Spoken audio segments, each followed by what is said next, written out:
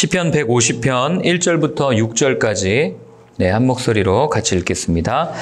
할렐루야, 그의 성소에서 하나님을 찬양하며 그의 권능의 공창에서 그를 찬양할지어다. 그의 능하신 행동을 찬양하며 그의 지극히 위대하심을 따라 찬양할지어다. 나팔 소리로 찬양하며 비파와 수금으로 찬양할지어다. 소고치며 춤추어 찬양하며 현악과 통소로 찬양할지어다. 큰 소리 나는 제금으로 찬양하며 높은 소리 나는 제금으로 찬양할지어다. 호흡이 있는 자마다 여호와를 찬양할지어다. 할렐루야. 아멘. 드디어 시편의 마지막입니다. 150편까지 오시느라고 수고하셨는데요. 이 시편의 150편 제일 마지막은 우리에게 반복적으로 들려주는 이야기가 있습니다. 그 이야기는 할렐루야라는 단어입니다. 할렐루야라는 단어는 하나님을 찬양하세요. 하나님을 찬양합시다. 이런 의미거든요. 오늘 제가 이따가 물어보겠습니다. 오늘 본문에 하나님을 찬양하십시오. 몇 번 나오는지 한번 세보시기를 바랍니다. 자, 먼저 1절을 한번 같이 읽어보겠습니다. 할렐루야, 그의 성소에서 하나님을 찬양하며 그의 권능의 공창에서 그를 찬양할지어다.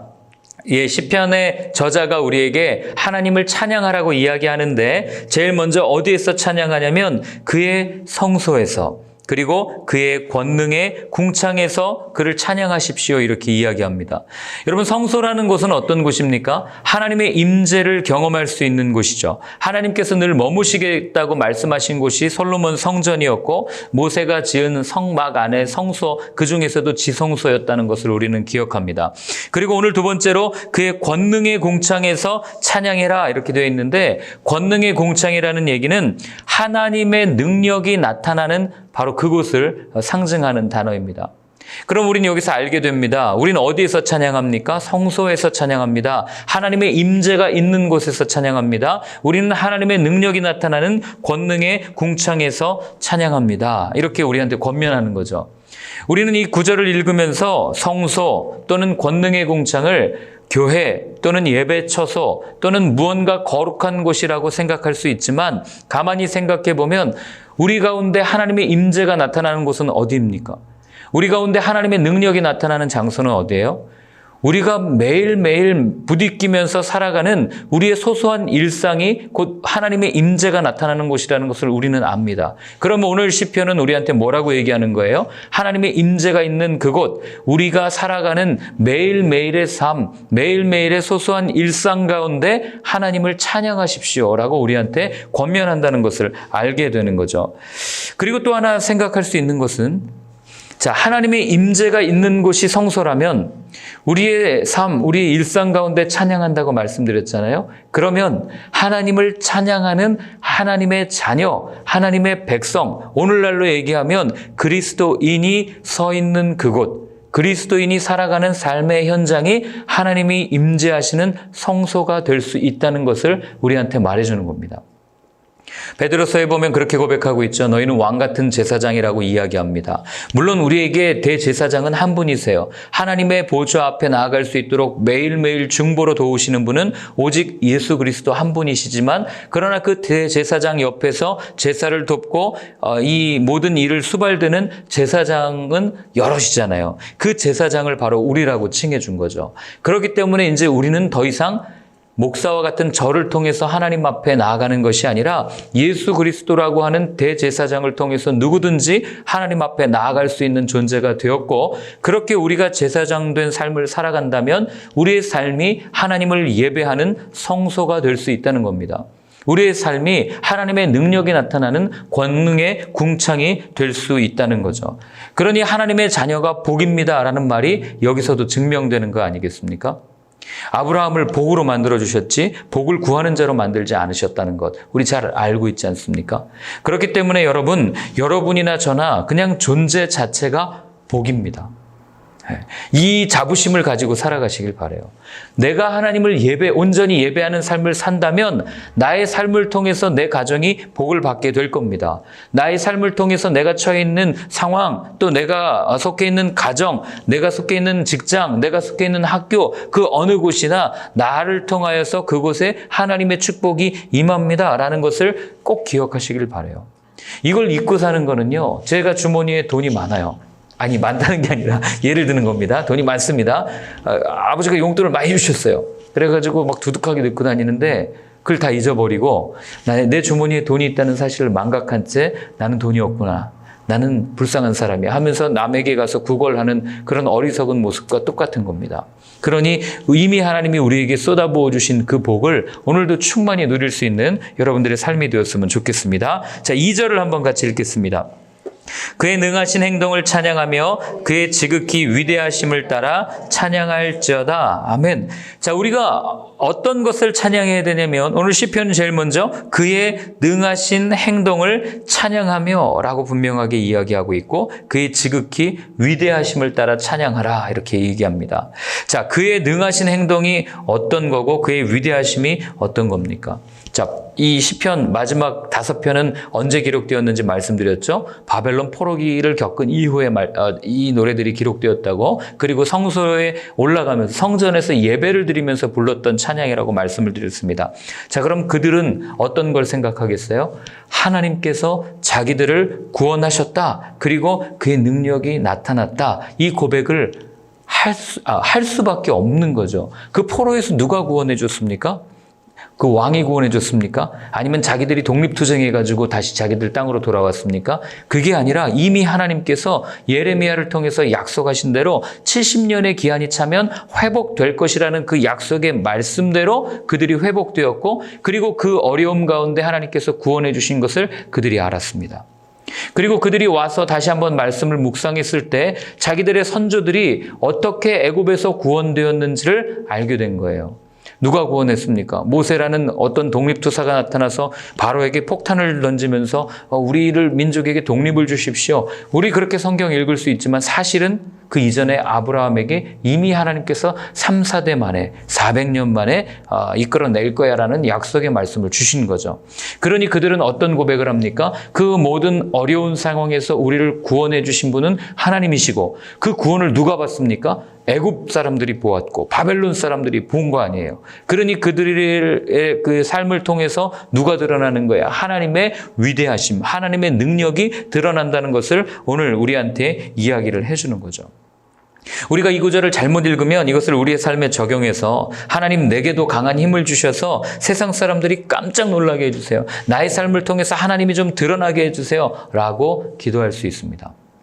그런데 성경 전체를 보면 이게 그런 기도, 그런 찬양이 아니라는 것을 알게 됩니다. 어두컴컴한 사망의 그늘에 앉아있던 저와 여러분들을 하나님께서는 구원해 주셨습니다. 맞습니까? 무엇으로 구원해 주셨습니까? 누구로 구원해 주셨습니까? 예수 그리스도의 십자가로 구원해 주셨다는 것을 알게 됩니다. 그리고 그 십자가를 통해서 말도 안 되는 방법으로 구원해 주셨죠. 오늘날로 얘기하면 사형수 한 명을 통해서 세상의 구원을 임하게 해주신 거죠. 그런데 놀라운 일이 일어납니다. 요즘에 누가 사형수 주목이나 하겠습니까? 탈옥이나 해야 주목하죠. 그런데 아무도 거들떠보지 않던 그 사형수, 말도 안 되는 방법을 통해서 하나님이 이 땅에 구원을 허락해 주셨는데, 그런데 그 구원을 통해서 오늘날 2000년이 지난 지금까지도 사람들이 누구를 찬양합니까? 누구를 높여요? 하나님을 높이는 것을 보게 됩니다.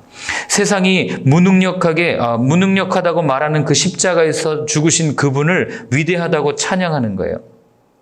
그리고 나서 어떤 일이 일어납니까? 로마가 무너졌습니다. 지금까지도 많은 사람들이 예수님을 찬양하고 인류의 역사가 바뀌는 놀라운 일들이 일어난 거예요. 자, 그럼 이 과정을 그대로 우리에게 적용시키면 여러분, 우리가 구해야 될 것은 무엇입니까? 세상에 강한 힘입니까? 아니면 세상에 내 이름을 드러내기 위해서 하나님 내게 강한 힘을 주십시오. 하나님 내게 능력을 주십시오. 오늘도 세상을 뒤집어 엎을 만한 능력을 내게 주셔서 세상 모든 사람들이 나를 통해서 하나님을 보게 해 주십시오. 이거 아니라는 거죠. 우리가 구해야 될 것은 십자가의 능력입니다. 어떤 능력입니까? 낮아짐의 능력이죠. 겸손의 능력입니다. 용서의 능력이고 화해의 능력이고 연합의 능력이고, 이 능력을 구하지 않으면 우리는 언젠가 내게 주신 그 달란트, 내게 주신 은사로 나 자신 자승자박의 삶을 살 수가 있는 거예요. 내 자신을 드러내고 그러다 결국 내가 넘어지고 교만해지다가 또다시 하나님을 적대하고 대적하는 삶을 살 수 있음을 우리는 기억해야 됩니다. 그렇기 때문에 여러분 그 기억하시죠? 바람이 사람의 옷을 벗기지 못해요. 이솝우화에 보면. 누가 사람의 옷을 벗깁니까? 햇빛이. 그냥 조용히 묵묵하게 따뜻하게 너 춥지? 내가 따뜻하게 해줄게 하고 하면 계속 쬐면 더워서 옷을 벗지 않습니까? 마찬가지로 사랑과 용서 그리고 품음이라고 하는 이 삶의 모습들이 사람의 마음을 녹이고 사람을 변화시키고 사람을 온전히 주님께로 인도하는 삶을 살고 그래서 그들이 결국 예수님의 이름을 높이는 그 위대하심을 찬양하는 일이 일어나지 야, 밥 먹어! 교회 가야 돼! 이런다고 자녀들이 구원받지 않습니다. 어떻게 너는 교회 다니는 애가 술 마셔! 이런다고 우리 자녀가 변화되지 않아요. 술 마시면 저 예전에 그런 예화를 한번 들었는데 자녀가 술을 너무 좋아한다는 거예요. 근데 이분의 어머니, 그러니까 자녀의 어머니는 너무 독실한 크리스찬이에요. 하루는 어머니가 잔소리하다가 아무 말 안 했답니다. 그리고 어떻게 했냐면 아들이 들어오기 전에 술상을 봐놓은 거예요. 그리고 오늘 엄마랑 한잔하자. 술도 못 드시는 분이. 그런데 그리고 나서 아들이 바뀐 거예요. 뭐 술을 줘서 바뀐 이게 아니고 엄마가 나를 이렇게 사랑하고 이해하는구나. 엄마가 이렇게 나를 이해하려고 하는구나 하는 그 작은 마음에서 마음이 녹아지고 열리기 시작한 것을 우리는 압니다. 우리가 왜 예수님께 감동합니까? 왜 우리가 예수님의 십자가를 보면서 눈물을 흘립니까? 아무것도 아닌 나와 같은 사람을 위해서 그분이 온 몸을 내어주시고 십자가에서 여러분 제가 우리 왜 커터컬로 손만 살짝 벼도 그 느낌 있잖아요. 쓱 하는 느낌. 그리고 얼마나 애리고 아픕니까? 물만 조금 닿아도 막 너무 따갑고 그런데 여기에 못이 박혔다고요. 온 신경이 몰려있는 그곳에 못을 친다는 얘기는 한번 쾅쾅 할 때마다 온몸의 신경이 그냥 곤두서는 그런 고통을 당했다는 거거든요. 왜 그분이 그런 고통을 당하셨나? 근데 그분이 저한테 잔소리도 안 해요. 그리고 그냥 묵묵히 저를 바라봅니다. 그리고 오늘도 말씀해 주세요. 내게로 와라. 내가 너를 사랑한다. 이 말씀 앞에 우리는 감동하고 그리고 우리는 변화되는 거 아니겠습니까? 세상을 대하는 것도 똑같다는 겁니다. 그래서 십자가는 신비고 이 복음, 십자가는 모든 믿는 자에게 구원을 주시는 하나님의 능력이 된다고 바울은 이야기를 하는 겁니다.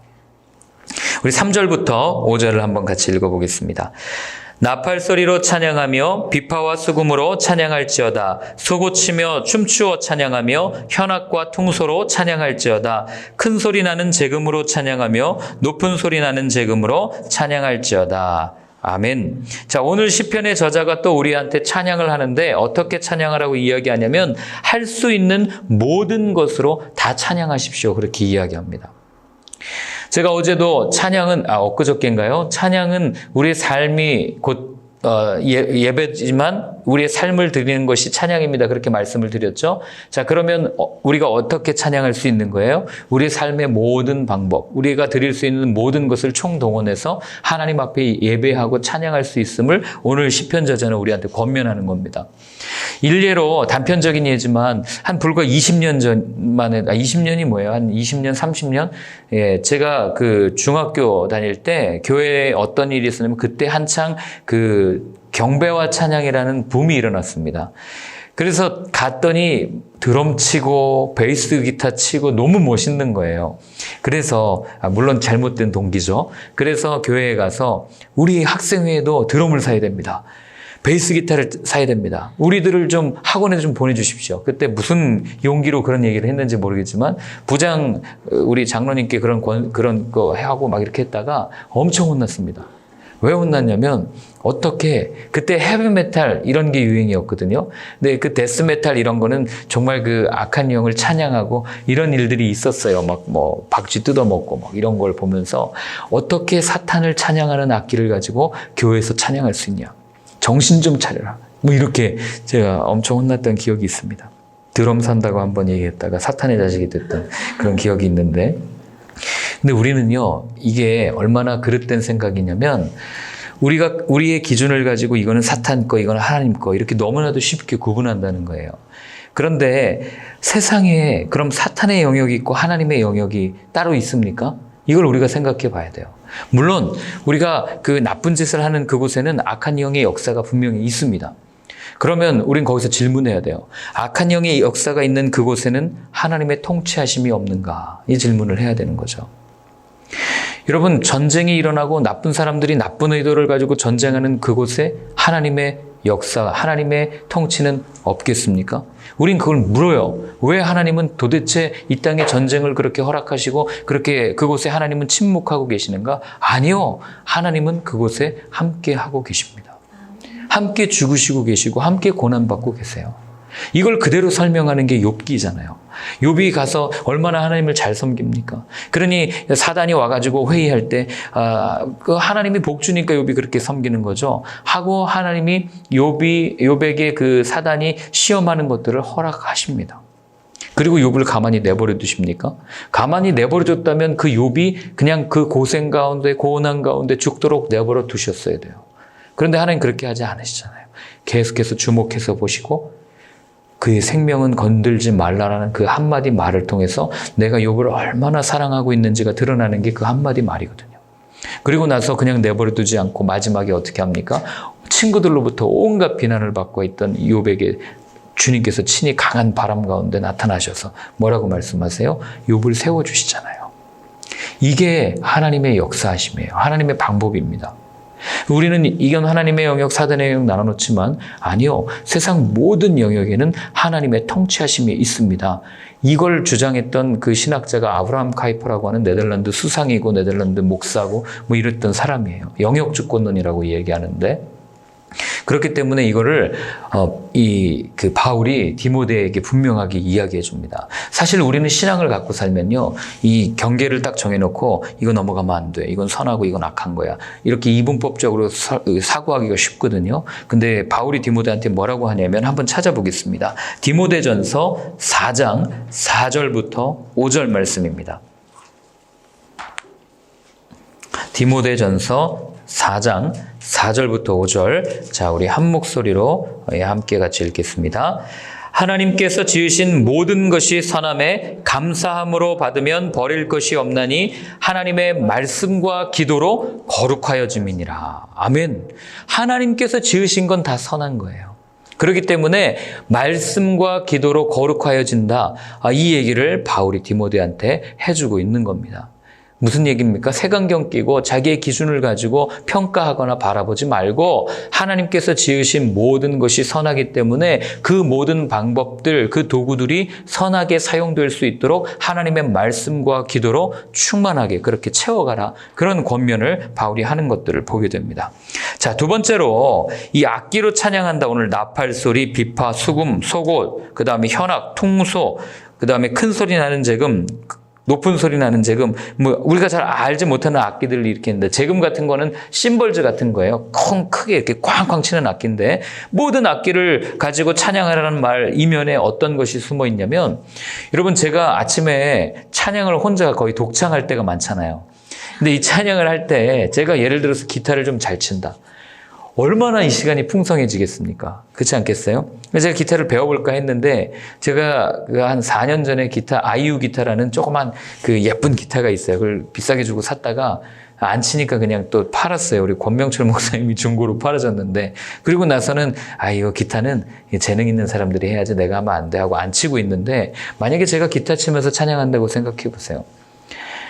그 기타, 여러분들 앞에서 기타를 연주하면서 찬양하기까지 제가 얼마나 많은 기타 연습을 해야 되겠어요. 그렇지 않겠습니까? 제가 저 뒤에 피아노도 있지만 피아노를 물론 조금은 쳐요. 도레미파솔라시도는 치는데 피아노를 치면서 여기서 찬양한다. 생각만 해도 이러면 안 되죠. 루시퍼가 될 수 있는데 얼마나 멋지겠어요? 그런데 그 피아노를 그렇게 연주하면서 찬양하기까지 제가 얼마나 많은 시간을 투자하고 노력해야 되겠어요. 오늘 여기에서 악기로 찬양해라. 이 모든 악기를 동원해서 찬양하라는 얘기는 우리가 하나님 앞에 찬양하는데 우리의 삶으로 찬양할 때 그냥 찬양하는 것이 아니라 우리의 삶에 있는 모든 수고와 모든 노력과 모든 열정을 다하여서 하나님께 찬양하십시오라는 이야기와 똑같은 겁니다. 즉 우리가 살아가는 순간 얼마나 힘들 때가 많습니까? 아픔이 얼마나 많아요. 슬픔도 많고 기쁨도 많고 또 여러 가지 일들을 겪으면서 얼마나 우리의 마음이 황량해지고 또 때로는 너무 기뻐서 이럴 때가 얼마나 많아요. 그 모든 과정들 가운데 하나님을 찬양하십시오라고 우리한테 설명을 해주는 겁니다. 즉 우리의 삶의 모든 부분은 하나님을 찬양하는, 그리고 우리가 살아가는 매 순간 우리 얼마나 열심히 노력합니까? 그 노력을 가지고도 하나님을 찬양하십시오라고 오늘 시편 저자는 우리한테 권면을 해주고 있는 겁니다. 그렇기 때문에 여러분, 우리가 드릴 찬양은 그냥 대충 드릴게요 하는 그런 찬양이 아니라, 하나님 앞에, 우리 어쩌면 그 직장 다니시는 분들은 열심히 일하잖아요. 그럼 그 열심히 일하는 걸로 하나님 앞에 찬양하십시오. 우리 가정에서 가사일 열심히 돌보시면 그 열심히 돌보는 일을 가지고 찬양하십시오. 내가 일하는 그 삶의 터전이 하나님 앞에 드리는 악기라는 것을 꼭 기억하시고, 오늘 시편의 노래들을 읽으면서, 그래, 나는 색소폰이 되고 싶어, 나는 피아노가 되고 싶어, 내 직장은 드럼이야 하면서 매일 시끄럽고 막 치열하게 하면 난 드럼이야 하면서, 그렇게 하면서 찬양하는 것, 그걸 하나님께서는 우리에게 원하신다는 것을 오늘 시편은 이야기하는 거죠. 자, 6절 읽겠습니다. 호흡이 있는 자마다 여호와를 찬양할지어다. 할렐루야. 자, 이 말씀은 뭡니까? 의식적으로 하나님을 찬양하며 생각하며 살아야 되는 존재가 인간이다. 그 이야기를 우리한테 해주고 있는 겁니다. 호흡이 있는 자마다. 그러니까 하나님은 이사야서 43장에도 보면, 내가 이 백성을 지었나니 이 백성으로 하여금 나를 찬양하게 하려 함이라, 아주 단편적으로 말씀하시지만 거기에 많은 의미가 담겨 있지 않습니까? 하나님께서 우리에게 원하시는 삶은 찬양의 삶이에요. 세상을 한번 둘러보세요. 어떤 사람, 그 유명한 음악, 제 기억이 안 나는데, 세상의 모든 자연이 다 음으로 이루어졌다, 그렇게 이야기하는 분을 제가 본 적이 있어요. 바람이 나부끼는 소리, 고양이들이 우는 소리, 동물들이, 새가 짖어기는 소리, 다 하나의 뭐라고 그래야 돼요? 협주곡 같다는 거예요.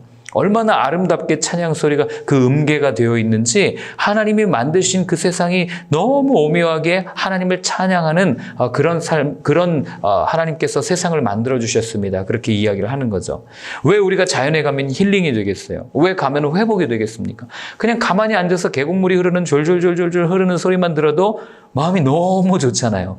바람에 나부끼는 나뭇잎 소리만 들어도 너무너무 기분이 좋고 상쾌해지지 않습니까? 이유는 하나님께서 만드신 모든 세상에 그렇게 음들이 다 숨어져 있는 거죠. 그렇게 하나님을 찬양하는 거 아니겠어요? 그래서 오늘 시편 저자는 그런 세상을 살아가는 우리에게 호흡이 있는 자마다 하나님을 찬양하십시오라고 권면하는 이유가 거기 있는 거죠.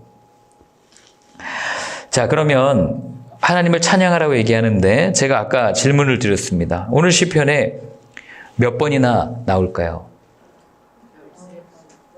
13번 정확하게 세셨습니다. 예. 할렐루야, 이게 여호와를 찬양하라죠. 그 다음에 성소에서 찬양해라, 궁창에서 찬양해라, 능하신 행동을 찬양해라, 그 다음 위대하심 찬양해라, 나팔로, 비파로, 그 다음에 춤추며, 퉁소로, 재금으로 여호와를 찬양하라. 할렐루야. 13번 나오는 거예요.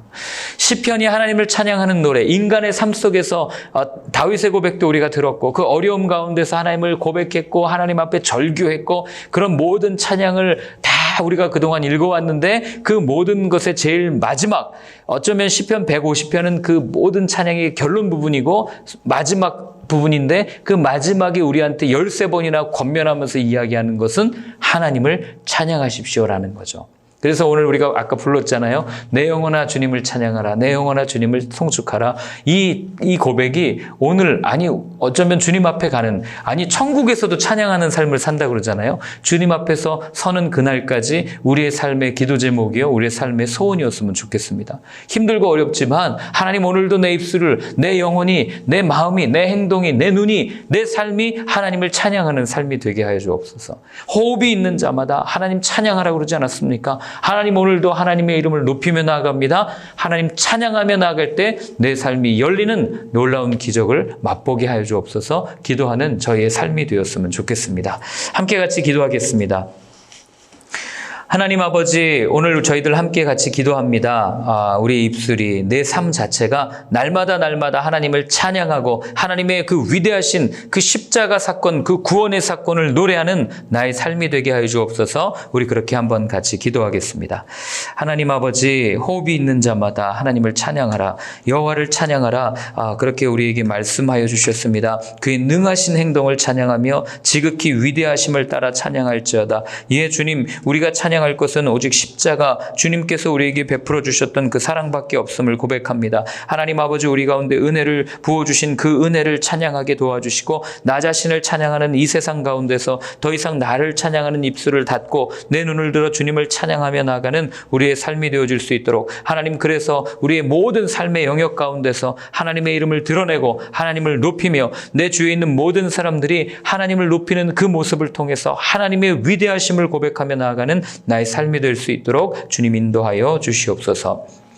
이제는 십자가에서 우리에게 영원한 신비, 영원한 구원, 영원한 생명을 허락하여 주신 예수 그리스도의 크신 은혜와 찬양할 수 없지만 오늘도 우리의 입술을 열어 찬양토록 우리에게 은혜를 베풀어 주신 하나님 아버지의 사랑과 또 성령님의 인도하심이 이제는 내 삶 자체가, 내 존재 자체가 하나님을 찬양하겠다고, 그렇게 살아가겠다고 다짐하고 결단하는 모든 분들 머리 위에 이제로부터 영원까지 늘 함께하여 주옵시기를 간절히 축원하옵나이다. 아멘.